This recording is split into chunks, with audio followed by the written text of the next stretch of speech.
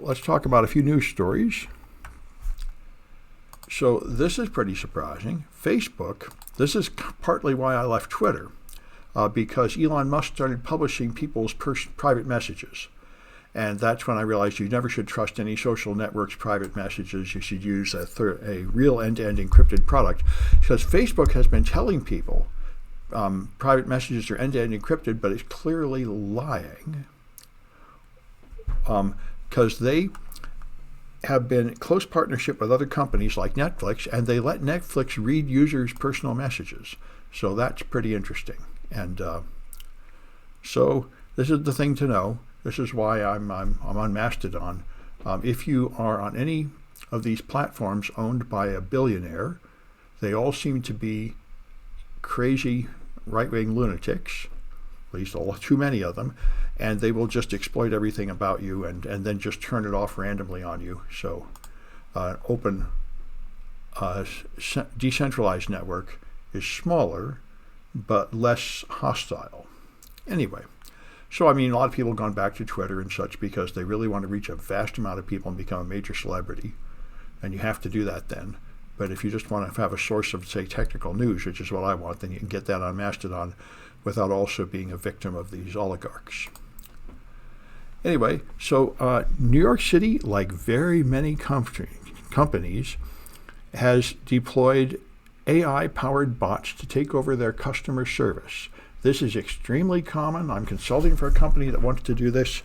And as you might imagine, there are some cases where it has led to disasters. And in particular, New York City, they added a chatbot, which would then improve the business of government by having a help bot that would provide New Yorkers with information on starting and operating a business, but it tells them garbage that's wrong.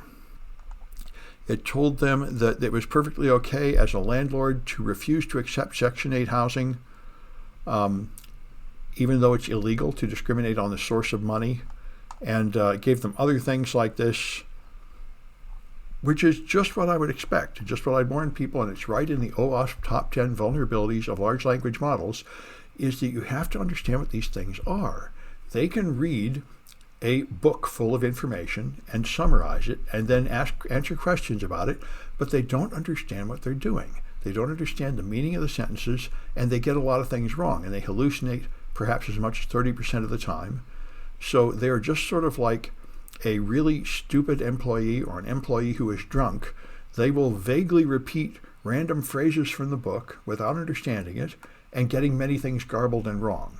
So they'll tell you things are legal when they aren't legal and so on. So it's a thing to be aware of. These early generation of AI chatbots are in general far from ready for prime time. And what is this garbage? Okay, this is very interesting if there's any way to get it to stop covering it up with ads. All right, ads and garbage. So, Ivanti hit the press a lot over the last few months because Ivanti had serious vulnerabilities, so bad that the U.S. government, CISA, some government agency, told the U.S. government agencies that they had to turn it off by Friday, and then they would run the special cleanup tool to see if it was infected, and then they said even the cleanup tool doesn't work, and they said you should really just quit using it entirely and replace it with another brand. And this guy went in and analyzed an earlier Ivanti manager vulnerability and found out a very disturbing root cause. And here's how it goes. And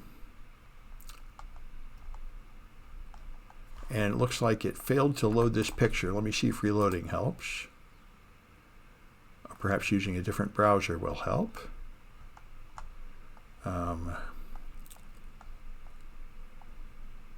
Yeah, the interesting thing is they're shipping old stuff, and there was a nice chart. Let me try opening this in a different browser that might work better.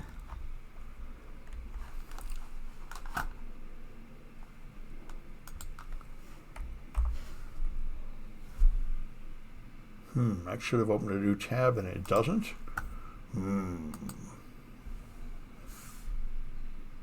My browsers seem to be strangely freezing up, even though the CPU is not too high. I think it's got to be the streaming that's fouling up my machine so badly. Anyway, I'll just have to talk about it. There was a nice chart, but I can't get the chart to appear. Yes. Now I'm getting weird stuff. When I try to open a browser tab, it opens like 30 seconds later.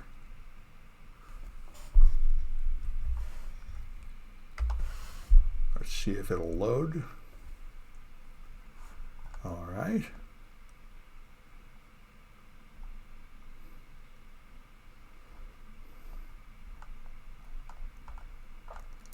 All right, it's no better in the other browser, so I'll stick with this one.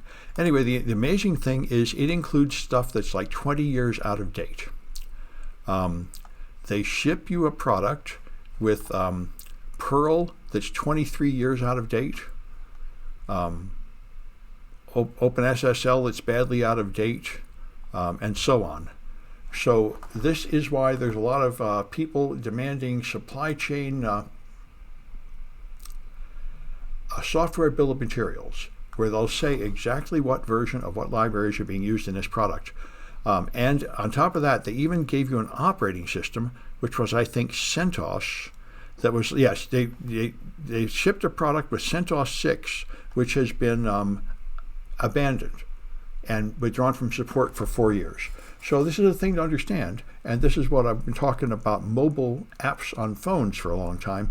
People don't know how insecure they are because you can't tell when you're using it, what's going on. And the same thing's true. You buy a firewall or a VPN appliance or something, and how do you know whether they're actually using an up-to-date version of Linux, whether they're using up-to-date libraries?